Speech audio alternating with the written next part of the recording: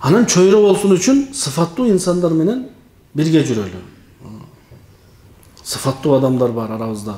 Ошолор менен достошуп, анан сүйлөшүп да калалы. Кел, бүгүндөн баштап биз ушундай бири-бирибизди айтып турабыз. Сахабалар айтат эле, мен дуа кылам, сен амин деп айт депчи. Айталы, мен туура эмес кылсам, сен айт мага. Азыр бирөөнүн кемчилигин айтсаңыз, Аллах кечирсин, душман номер 1 болот да. Ошо бирибизге айтып коелу. Менде кемчилик болсо айтыңыз, айтыңыз. Умар радиаллаху анху мусулмандар бизге амир болуп бериңиз деп отургузганда айтты. Менин кемчиликтеримди айтып туруңуздар дегенде сахабалар айтты. Умар деди, сенин кемчиликтериңди биз кылыч менен түздөйбүз деди. Сен кыжалат болбосуң, сен кемчилик кылып эле көрсөң деди. Ошого биз бирөөлөргө достук берели, айталы. Мен бир кемчилигим болсо айтыңыз сиз.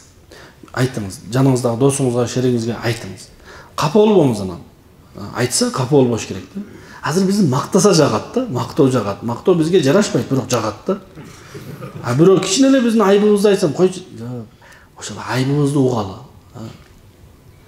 Аны ким билет? Аны досуңуз билет, аялыңыз билет, айтсын. Айтса, сиз дагы айтып салбаңыз, сен да мындай деп айтпаңыз. Өзүбүздүн айыптарыбызды өзүбүз билгенибизди жазалы, билбегенибизди сурайлы, оңдогонго аракет жасайлы. Ошондо иншаллах, ошондо биздин иманыбыз дагы камил болот, ибадаттарыбыз да камил болот. Пайгамбар алейхиссалам айткан: "Аксарукум имана, ахсанукум хулука."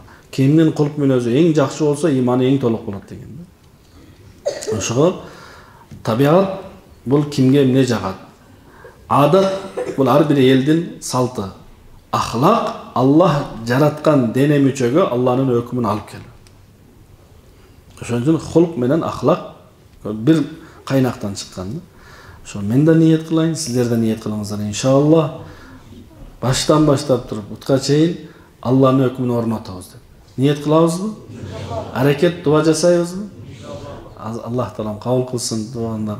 Бардыгыбызга Аллахым айткан уккандарыбызга амал жасоого мүмкүнчүлүк берип, ката кемчиликтерибизди кечирсин.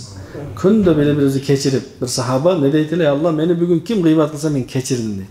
Ошону сага садака кылдым дейт эле. Алла мени ким жаман көрсө мен ошону жакшы көрөм, ошону кечирдим дейт.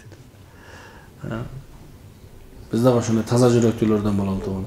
Ушунчалык жалкоо бололу, бирөө тууралуу жаман ойлогубуз келбесин.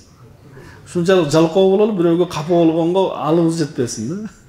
Жалкоолук ошол жака болсун. Аллах таалам баарыбызга айткан укканыбызга амал жасоого мүмкүнчүлүк берип, Аллахым кемчилик каталарыбызды кечирсин.